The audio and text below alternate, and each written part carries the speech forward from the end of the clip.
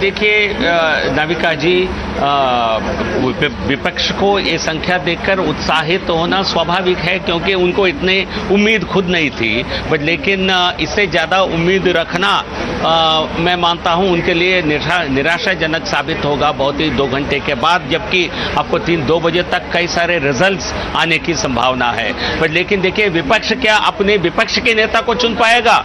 हमारा तो नेता तय है। एनडीए के प्रधानमंत्री के नेतृत्व, एनडीए के रूप में माननीय प्रधानमंत्री मोदी जी के नेतृत्व में हम चुनाव लड़े थे, उसमें कोई स्पष्टता नहीं है। आप बताइए, आपकी अभी भी गठबंधन का नेता, इंडिया कोई एक गठबंधन का कोई नेता चुन पाए आप अभी तक? कोई आपको अभी तक नेता के शाम से बिना नेता के अगर 228 तक आ सकते हैं, तो अगर नजदीक पहुंचेंगे तो नेता बन भी जाएगा। रूल आउट तो आप नहीं कर सकते, खाली इसी सोच में तो आप नहीं बैठ सकते ना जीवीएल जी। नहीं, देखिए, चुनाव तक ये ऐसे संगठित रखे हैं, बट मेरा ये मानना है, मैं कोई दावा नहीं कर रहा हूं, कोई कुछ नहीं कर रहा हूं, ये चुनाव तक ही साथ थे। कल से फिर इनकी बिखराव शुरू हो जाएगी। एनडीए एक मजबूत, एक संगठित रूप से आज नहीं, जब भी एनडीए बनी है, it has been a very stable and a very cohesive coalition. मैं आपको काउंटर क्वेश्चन करती हूं। आपके अलायंस पार्टनर, जब बीजेपी नीचे है, आपके अलायंस पार्टनर आपको छोड़कर क्यों नहीं जा सकते? आपने कोई बॉन्ड साइन करवाया है किसी से? नहीं, देखिए, जेडीयू भी पहले जा चुका है, टीडीपी भी पहले जा चुका है, क्या गारंटी है? ये सवाल तो उठेगा ना। I see, we could be inching towards a majority of our own, but even hypothetically speaking, even if the numbers that you have on the screen, they firm up, I think, where is the Congress, which is the second largest party? Can you just show it on your screen? What is there on the Election Commission of India? The BJP, in terms of leads, the BJP is sitting at a 240 kind of number, 235. The second party is below 100, the Congress.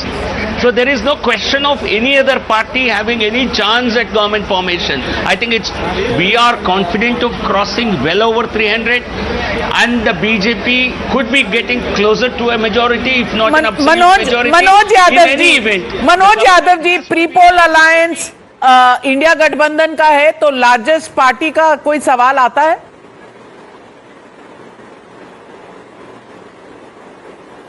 नहीं, बिल्कुल largest party भी माने रखेगी, सारी बातें माने रखेंगी, लेकिन जो सवाल आपने पूछा अभी जीवीएल नरसिम्हा राव जी से, वही सवाल मेरा भी है।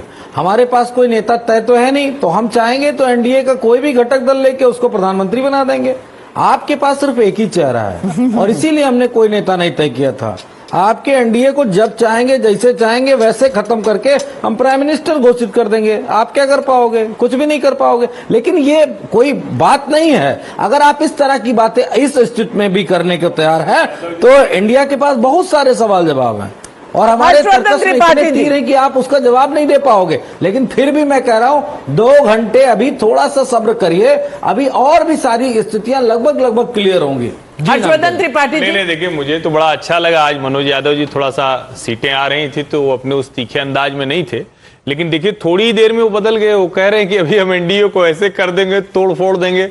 अभी तो मुझे लगता है 2 घंटे आपको भी प्रतीक्षा करके बोलना चाहिए थी, क्योंकि 296 एनडीए है, और कम से कम एनडीए में तो वो स्थिति नहीं है ना। हाँ, आप ये जरूर कह सकते हैं, आपने ये कहा, और मैंने तो ये भी सुना है कि कुछ पार्टियों को प्राइम मिनिस्टर पोस्ट के लिए बाकायदा बार्गेनिंग शुरू हो गई है आपके गठजोड़ की तरफ से। लेकिन मुझे लगता है कि अभी जिस जगह पर एनडीए खड़ा है, शायद वो भी नहीं आएंगे। और जीवीएल जो कह रहे हैं उसमें बस एक बात जोड़ता हूं, देखिए, बहुत से लोग नरेंद्र मोदी और भारतीय जनता पार्टी के खिलाफ थे, वो सब मजबूरी में एक हुए, लेकिन वो लोग एक साथ यहां तक चले आए, तो ये फिलहाल तो नहीं टूटने वाले। हाँ, साल, 6 महीने, 2 साल ये जरूर हो सकता है, अभी नहीं टूटने वाले हैं।